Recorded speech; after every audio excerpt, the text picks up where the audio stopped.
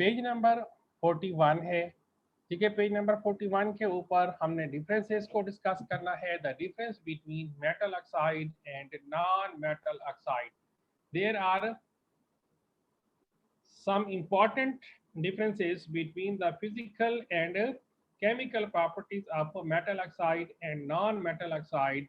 The table given below shows some of these differences. Non-metal metal oxides are solids at room temperature.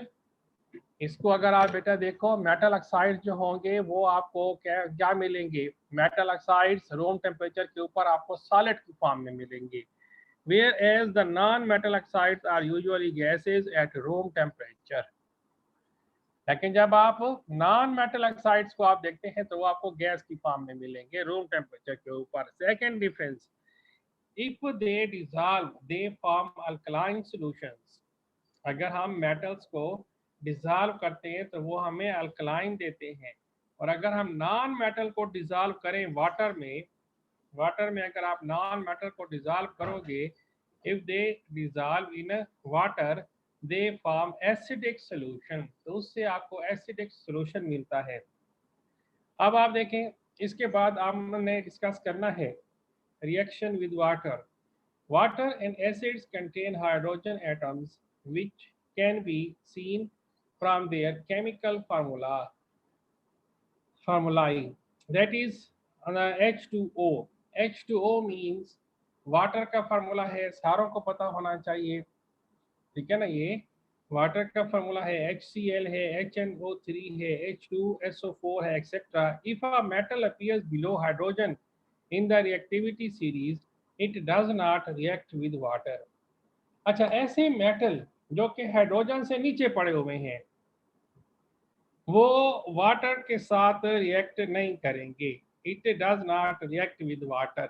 अब बेटा कौन बताएगा कि कौन से ऐसे मेटल्स हैं जो कि हाइड्रोजन से बिलो पड़े हुए हैं, ठीक है ना। If a metal appear below the hydrogen, table से देख के कौन बताएगा, रेज योर हैंड, हरियम। टेबल के ऊपर, टेबल आपको दिया हुआ है पेज नंबर 40 के ऊपर, उसमें हाइड्रोजन भी दिया हुआ है। हाइड्रोजन, जी बेटा जैनुल आबिदीन बेटा। सर हाइड्रोजन के नीचे कॉपर, सिल्वर, गोल्ड और प्लैटिनम है। एक्सीलेंट एक्सीलेंट, माशाल्लाह। अभी आपने देखा ना कि ये वो आपके पास मेटल हैं जो कि वाटर के साथ रिएक्ट नहीं करते, इसलिए अगर आप इसमें एक चीज अगर आप नोट करें तो ये बहुत ज्यादा एक्सपेंसिव किस्म के मेटल्स हैं, इसलिए तो इनकी वैल्यू होती है, ठीक है ना। ये सबसे ज्यादा जो एक्सपेंसिव किस्म के मेटल हैं वो यही है, और प्लाटिनियम आपको पता है कि गोल्ड से भी उसके रेट ज्यादा हैं। तो ये वो आपके पास मेटल्स हैं जो कि वाटर के साथ रिएक्ट नहीं करते, जो वाटर के साथ रिएक्ट नहीं करेंगे, ऑक्सीजन के साथ रिएक्ट नहीं करेंगे, तो वो उनकी लाइफ जो है वो ज़्यादा होती है और वो ख़राब नहीं होते जल्दी से। तो इसी तरह आपने देखा यहाँ पे कि when the metal react with the water, metal hydroxide and the hydrogen gas are form the general word equation. अब आप इस इक्वेशन में आप देखो बेटा कि जब मेटल को आप वाटर के साथ रिएक्ट करवाते हैं तो इसमें दो चीजें आपको मिलती हैं, एक मिलता है मेटल हाइड्रोक्साइड और इसके साथ आपको हाइड्रोजन भी मिलती है, हाइड्रोजन और metal hydroxide. In case of sodium and the magnesium the equation read as, अगर सोडियम और मैग्नीशियम हो तो फिर आप देखें सोडियम को, ये सोडियम का सोडियम है और सोडियम की सिंबल होती है Na, और वाटर का फार्मूला भी मैंने आपको बताया वो होता है H2O। इन दोनों को अगर आप कंबाइन करें तो इससे आपको क्या मिलेगा, इससे आपको मिलेगा सोडियम हाइड्रोक्साइड, और आगे देखें फिर हाइड्रोजन आपको मिलेगा H2। हमने वो यहाँ पे लिखा हुआ है H2 का मतलब मैंने आपको बताया था कि हाइड्रोजन जो है वो डाई एटॉमिक होती है, इसमें दो एटम्स होते हैं। फिर मैग्नीशियम और वाटर को जब आप कंबाइन करते हैं तो इससे भी आपको मिलेगा मैग्नीशियम हाइड्रोक्साइड प्लस हाइड्रोजन। तो जितने भी मेटल्स आप वाटर में डिजॉल्व करते जाओगे हाइड्रोजन उससे सेपरेट होता जाएगा, ठीक है ना। इससे हाइड्रोजन उसका आपने देखा कि वो सेपरेट होता जाएगा। इसी तरीके से आप आ जाते हो बेटा नेक्स्ट पेज के ऊपर। नेक्स्ट पेज पे अगर आप देखें वो आपको यहाँ पे दिया हुआ है डू यू नो में आपने बताना है कि railway workers use mixture called thermite. Mixture जो रेलवे वर्कर्स होते हैं use mixtures called thermite to weld rails together when they are broken. Thermite is a mixture of, अब टर्माइट किस चीज का मिक्सचर है? Thermite is the mixture of iron oxide and fine aluminium powder. The magnesium fuse is used to ignite it. When heated, aluminium reacts with iron oxide. A large amount of energy is released, which melt the iron. The iron metal produced fill the gap between the rails and the joints them. ठीक है बेटा, ये जो है उसको joints them को ये बराबर कर देता है। तो ये जो आयरन को मेल्ट करने के लिए आपको जो हीट मिलती है वो हीट आपको कहाँ से मिलती है? A magnesium fuse is used to ignite it when heated aluminium react with iron oxide. ठीक है ना, जब हीटेड आपके पास when aluminium react with iron oxide के साथ जब ये रिएक्ट करती है, large amount of energy is release, तो उससे बहुत ज्यादा एनर्जी प्रोड्यूस होती है जिसकी वजह से आयरन मेल्ट होता है और वो जो गैप्स हैं उस गैप्स को आप ज्वाइन करते हैं, वो आपस में उनको आप जोड़ते हैं। ठीक है ना, इसकी भी आप यहाँ पे इसका रिएक्शन आपको दिया हुआ है। इसका रिएक्शन कौन रीड करेगा? शाबाश, रिएक्शन इसका शाबाश कौन रीड करेगा? ये देखें, जिंक और वाटर है, जिंक और वाटर, अली शेर।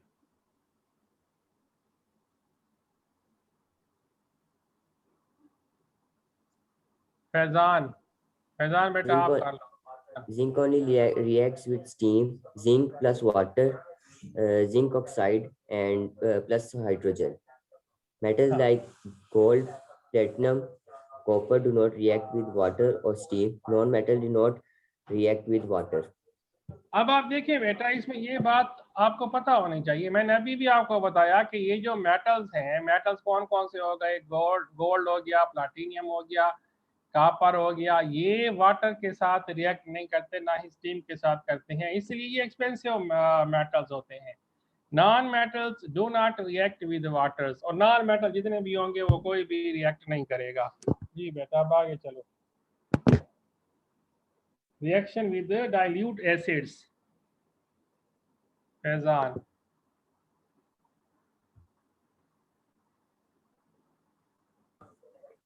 Reaction with dilute acid. When a metal reacts with dilute acid like hydrochloric acid or sulfuric acid, it forms a salt and hydrogen gas. The general word equation for the reaction is metal plus acid and salt plus hydrogen.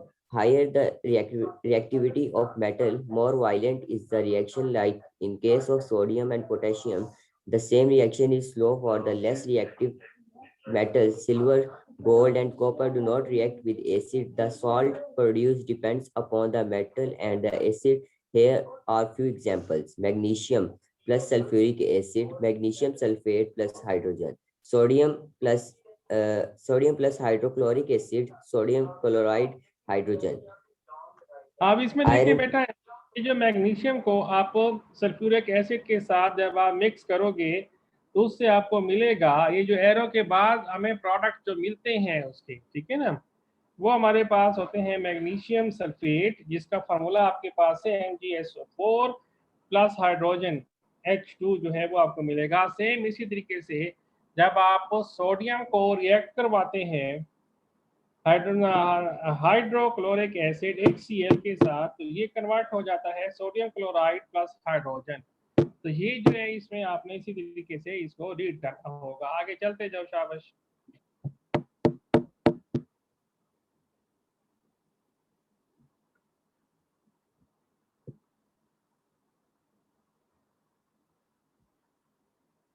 हाँ जी बेटा आगे read करो।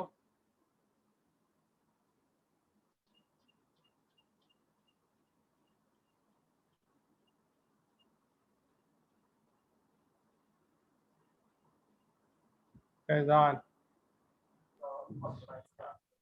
Iron chloride plus hydrochloric acid, and we get iron chloride plus hydrogen.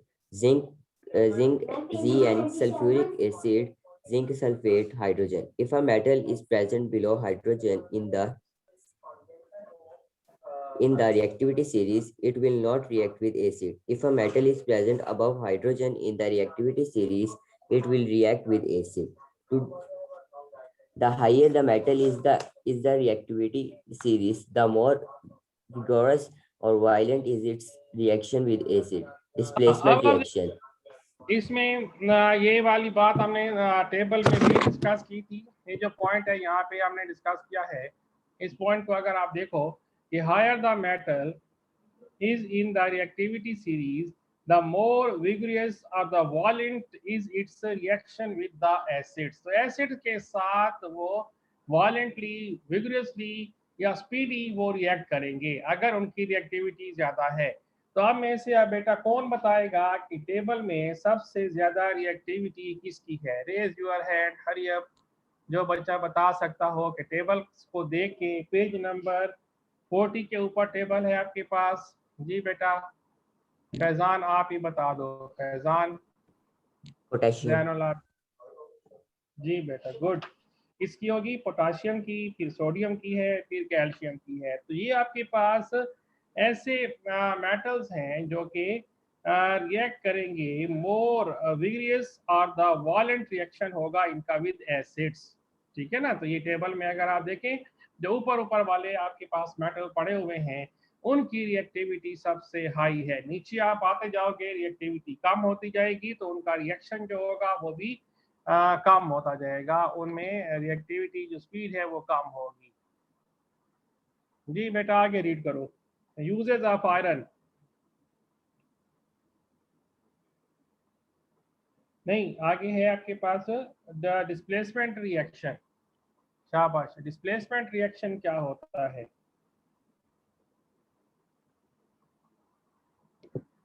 Displacement reaction कौन read करेगा? जी फैजान बेटा।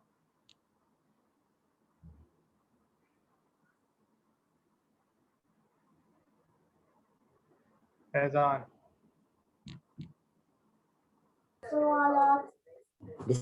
Displacement reaction. More reactive metals can react with compounds of less reactive metals. Such as reaction is called a displacement reaction. For example, zinc is more reactive than copper. It will react with copper oxide when heated.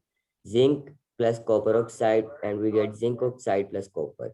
Hence, we say that zinc has displaced copper from copper oxide to form zinc oxide and copper. हाँ जी। सही activity 2 पढ़नी है क्या? आपने देखा कि zinc is more reactive than copper.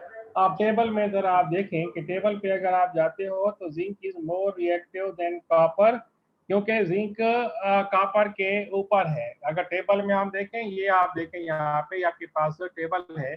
इस table को अगर आप देखो ये आपके पास जिंक है, इसमें नंबर जिंक का आता है और यहाँ पे अगर आप देखो कि ये कॉपर है। इसका मतलब है कि जिंक की जो रिएक्टिविटी है कॉपर से वो ज्यादा है। तो इसलिए आप देखोगे कि जिंक जो है जब कॉपर ऑक्साइड के साथ आप रिएक्ट करवाओगे तो वो मोर विगरियसली और मोर स्पीडी रिएक्ट करेगा कॉपर ऑक्साइड के साथ, और वो आपको क्या बना के देगा? Zinc oxide plus copper. Zinc oxide plus क्या बना के देगा? जिंक ऑक्साइड और कॉपर में ये चेंज हो जाएगा। जिंक ऑक्साइड प्लस कॉपर में ये चेंज हो जाता है। जी बेटा Faizan. To decide if a displacement reaction will take place, we check the position of each metal in the reactivity series. If the more reactive metals react with a compound of the less reactive metal, the reaction will take place. However, if a less reactive metal reacts with a compound of more reactive metal, the reaction will not take place. For example, magnesium and silver nitride. सुनो बेटा, इसको आपने पहले mark कर लेना है। ये जो डिस्प्लेसमेंट रिएक्शन है ना, इसका आपको पता होना चाहिए कि इसका मतलब क्या है। इसको आप मार्क करें। अब आपने आना है नेक्स्ट पेज के ऊपर, पेज नंबर 43 के ऊपर, और पेज नंबर 43 को अभी हमने रीड करना है कि पेज नंबर 43 हमारे पास क्या होगा। पेज नंबर 43 को जो रीडिंग है वो बेटा हमें शुरू करनी है। Page number 43। जी बेटा अभी शुरू करें। To decide if the displacement reaction will, जी बेटा शुरू करो।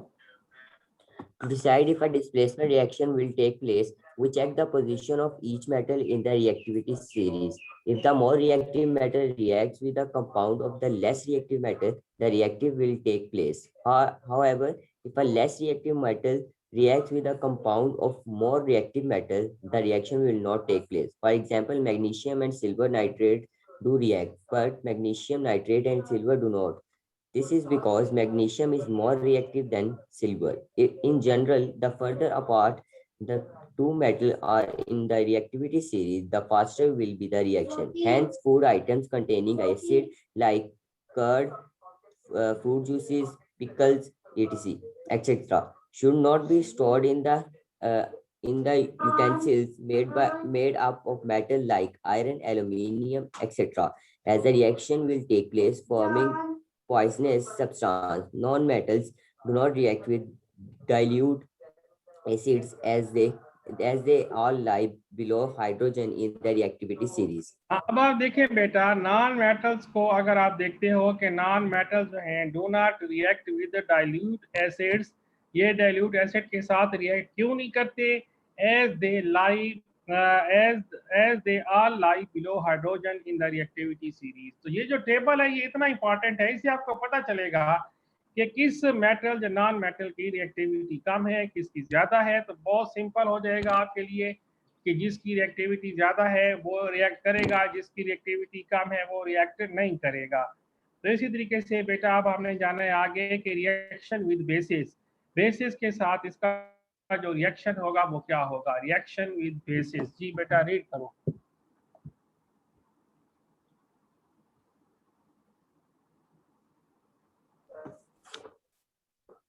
Reaction with bases. Only some metals such as aluminium, zinc, and lead react with strong bases such as sodium hydroxide and release hydrogen gas. The reaction of non-metals with sodium hydroxide is very complex.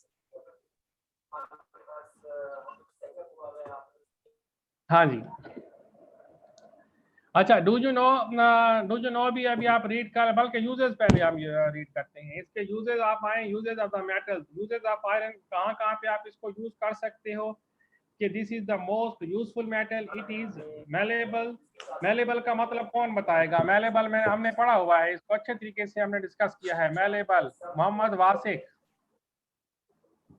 Mohammad Wasiq बेटा बताओ कि what are the malleable metals?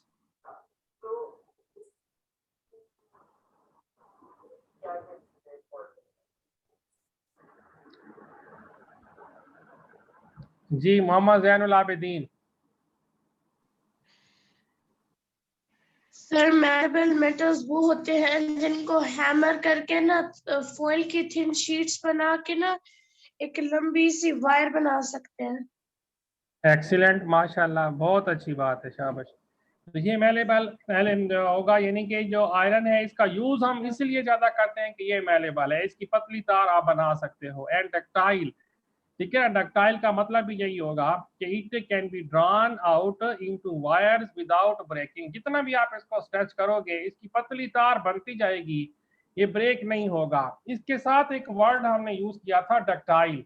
Ductility का मतलब होता है, ये तो हो गया डक्टाइल, डक्टाइल, और इसके साथ एक दूसरा वर्ड था ब्रिटल। ब्रिटल का मतलब ये है कि अगर हम उसको मेटल के ऊपर अगर हम हैमर करते हैं या फिर हम उसको स्ट्रेच करते हैं तो वो ब्रेक हो जाता है। तो ऐसे सब्सटेंस जो कि फौरन ब्रेक हो जाते हैं, इसकी एग्जांपल हमने ली थी ग्लास की, तो उसको हम कहते हैं डक्टाइल। उसको ब्रिटल कहेंगे, डक्टाइल नहीं कहेंगे बल्कि ब्रिटल कहते हैं। ब्रिटल कहते हैं कि ये फौरन ही वो टूट जाते हैं, वो ब्रेक हो जाते हैं। तो अब आप देखो बेटा इसकी जो इसका यूज है, फर्स्ट यूज आप रीड करो। जैनुल आबिदीन आप रीड करो। Cast iron has a large amount of carbon in it. इधर से सुन रहे आ तो नहीं। ठीक है बेटा आगे चले। Cast iron has a large amount of carbon in it. This kind of iron is क्या good, बोला हैंड good डी है cast into molds, but it cannot be hammered मैंने तो or बोला drawn note out into wires without danger of cracking or breaking. Hence, it is used to make pipes, sinks, automobile, machineries, cylinders, etc. Wrought iron, pure from form of iron, has very little carbon or other substances in it, and this makes it easy to work with because it can be hammered or drawn out into wires. Number two, steel contains more carbon than wrought iron, 0.5 to 1.5%, but it has less carbon that cast iron steel is used in making ships, buildings, railway lines, bridge, etc. Number three, stainless steel, an alloy of iron with chromium used in making utensils, आज knives, आज storage tanks, आपके लिए इतना ही etc. काफी है, ठीक है ना। यूजेज ऑफ कॉपर जो है वो हम इंशाल्लाह ताला, यूजेज ऑफ कॉपर है, एल्यूमिनियम है, इसको हम कल रीड करेंगे यूजेस के। अब इसके सारे यूजेस ही आ गए हैं। इंशाल्लाह ताला कल हम कोशिश करेंगे कि ये चैप्टर खत्म हो जाए और परसों से हम इसकी एक्सरसाइज को सॉल्व करेंगे। तो आज के लिए इतना काफ़ी है। अभी आपकी दूसरी क्लास का टाइम है, ठीक है। तो अपनी कापीज बेटा कंप्लीट करो और आपने मुझे सेंड करनी है। आप जितनी भी आपकी कापीज हैं उसकी पिक्स लें और उसको मुझे सेंड करें, ठीक है बेटा। Thank you so much and have a nice day. Allah Hafiz. Allah Hafiz sir. Allah Hafiz sir.